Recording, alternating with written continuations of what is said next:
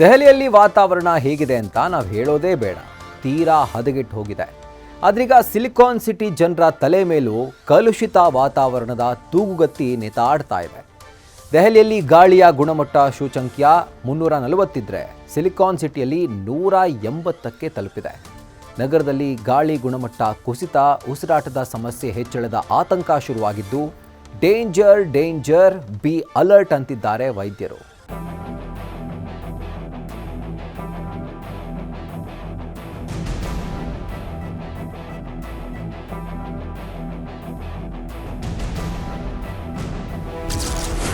ನೂರ 8ಕ್ಕೆ ತಲುಪಿದ ನಗರದ ಗಾಳಿಯ ಗುಣಮಟ್ಟ, ಉಸಿರಾಟ ಸಮಸ್ಯೆ. ಮಾಸ್ಕ್ ಹಾಕೋದು, ಎಚ್ಚರ ವಹಿಸೋದು ಈಗ ಜನರಿಗೆ ಅನಿವಾರ್ಯ.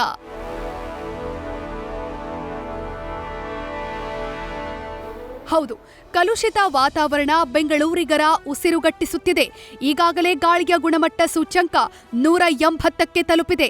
ಜೊತೆಗೆ ಸಾರ್ವಜನಿಕರು ಮಾಸ್ಕ್ ಧರಿಸಿ ಹೊರಗೆ ಹೋಗೋದನ್ನ ತಪ್ಪಿಸಿ, ಅದರಲ್ಲೂ ಅನಾರೋಗ್ಯ ಪೀಡಿತರ ಮೇಲೆ ಹಾಗೂ ಯುವಕರು, ಮಕ್ಕಳ ಮೇಲೆ ಹೆಚ್ಚಿನ ಪರಿಣಾಮವನ್ನ ಉಂಟು ಮಾಡಬಹುದು ಅಂತ ಎಚ್ಚರಿಸಿದ್ದಾರೆ ತಜ್ಞರು. ರೆಸ್ಪಿರೇಟರಿ ಇನ್ಫೆಕ್ಷನ್ಸ್ಗಳು ಜಾಸ್ತಿಯಾಗಿ ಆಸ್ಪತ್ರೆಯಲ್ಲಿ ಅಡ್ಮಿಟ್ ಆಗುವಂಥ ಪರಿಸ್ಥಿತಿ ಬಂದ್ಬಿಡುತ್ತೆ.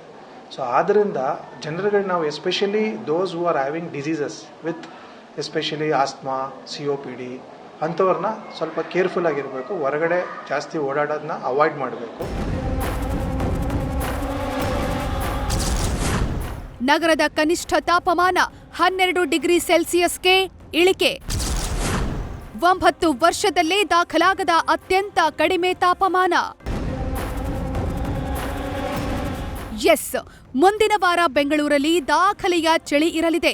ಕಳೆದ ವಾರ 15 ಡಿಗ್ರಿ ಸೆಲ್ಸಿಯಸ್ ಇದ್ದ ತಾಪಮಾನ ಮುಂದಿನ ವಾರದಲ್ಲಿ 12 ಡಿಗ್ರಿಗೆ ಇಳಿಕೆಯಾಗುವ ನಿರೀಕ್ಷೆಯಿದೆ. IMD ಪ್ರಕಾರ ಡಿಸೆಂಬರ್ನಲ್ಲಿ ದಾಖಲಾದ ತಾಪಮಾನ ಸರಾಸರಿ 16.4 ಡಿಗ್ರಿ ಸೆಲ್ಸಿಯಸ್ಗಿಂತ ಕಡಿಮೆಯಾಗಿದೆ.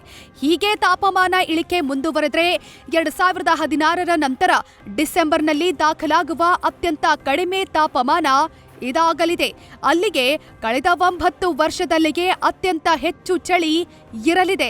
ಒಂದು, they have to use woolen clothes, warmer clothes when they come outside. Second thing is to avoid as much as possible to come outside. Only necessity ಇದ್ರೆ ಮಾತ್ರ ಬರಬೇಕು.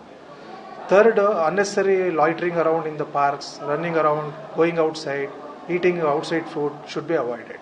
Because ಇದರಿಂದ ಏನಾಗುತ್ತೆ ಅಂದರೆ they are exposed to more. Cold weather will cause more chances of infection, especially respiratory tract infections.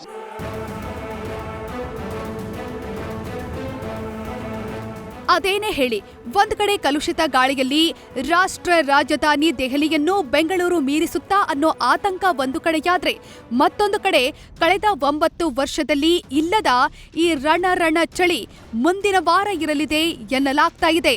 So ಬೆಂಗಳೂರಿಗರೇ, be alert. Chandana Shetty, news first, Bengaluru.